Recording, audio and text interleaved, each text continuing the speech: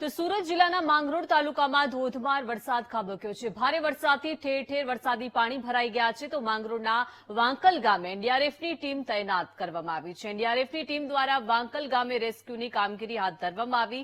વરસાદી પાણીમાં ફસાયેલા લોકોને એનડીઆરએફની ટીમે રેસ્ક્યુ કર્યું છે। તો વાંકલ ગામના દ્રશ્યો સામે આવ્યા છે, જ્યાં વરસાદી પાણી ભરાઈ ગયું છે। માંગરોળ તાલુકામાં મેઘો મુશળધાર વરસી રહ્યો છે।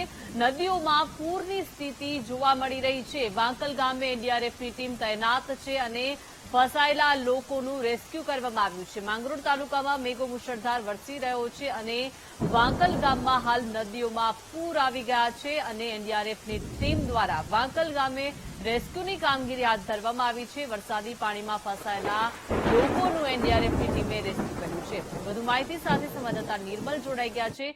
નિર્મલ, ધોધમાર વરસાદ વરસી રહ્યો છે। વાંકલ ગામના દ્રશ્યો સામે આવ્યા છે, જ્યાં લોકોને બહાર કાઢવામાં આવી રહ્યા છે। કેવી સ્થિતિ ત્યાં?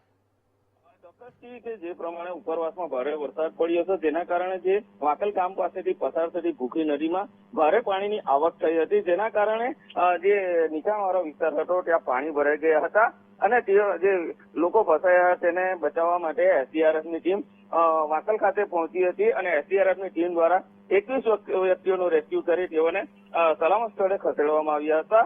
અને ખાસ કરીને જે માંગરોળ તાલુકામાં ઠેર ઠેર પાણી ભરાવાના દ્રશ્યો સર્જાયા છે।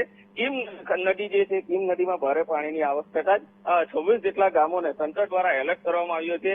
સરપંચ અને જે તલાટી છે તેઓને હેડક્વાર્ટર ન છોડવા માટે સૂચના આપવામાં આવી છે અને તંત્ર દ્વારા તમામ જે તૈયારીઓ કરવાની હોય છે હાલ કરવામાં આવી રહી છે અને જે માંગરોળ મામલતદાર છે તેઓ પણ સતત મોનિટરિંગ કરી અને ફિલ્ડમાં ફરી અને જે લોકો ફસાયા છે તેઓને બચાવગીરીની કામગીરી હાલ હાથ ધરવામાં આવી છે।